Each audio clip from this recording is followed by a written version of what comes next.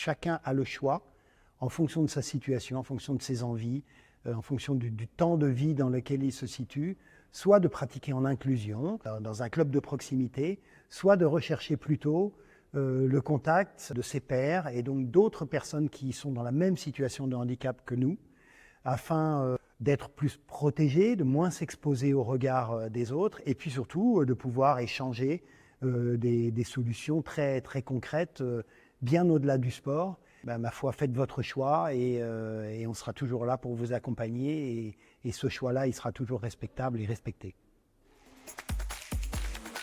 Pour inciter nos fédérations membres à se lancer et à développer la pratique en inclusion, on a développé des outils, un guide des parasports qui est disponible sur notre site. On est en train de monter un guide à destination des clubs pour que les clubs comprennent quelles sont les choses à éviter et puis où sont ces publics, comment les solliciter.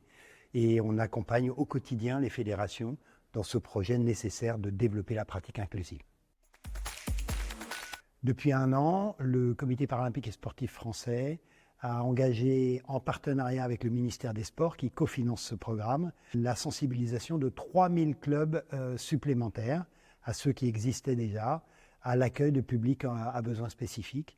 On est encore très loin du compte, bien sûr, puisqu'il y a 160 000 clubs en France, mais je pense qu'on est sur le bon chemin. Ce n'est pas vraiment de la formation, c'est vraiment de la familiarisation. Donc il faut pousser la porte de ces clubs et faire confiance aux dirigeants et aux éducateurs et aux entraîneurs de ces clubs pour trouver des solutions, pour s'adapter et accueillir dans de bonnes conditions ces nouveaux pratiquants.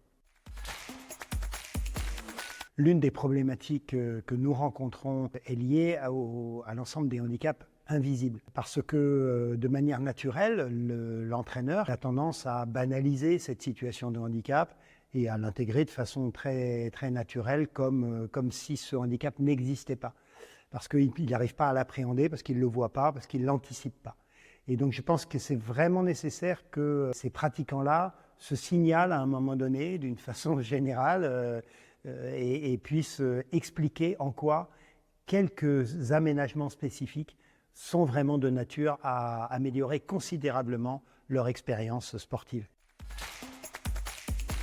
Sur le site internet du Comité paralympique et sportif français, il y a tout un tas d'outils qui sont disponibles. Il y en a un notamment pour les personnes qui cherchent une activité sportive qui serait adaptée à leur situation et qui s'appelle Trouve ton parasport. Ça va vous proposer au final un menu d'activités sportives et des clubs dans lesquels vous pourrez atterrir.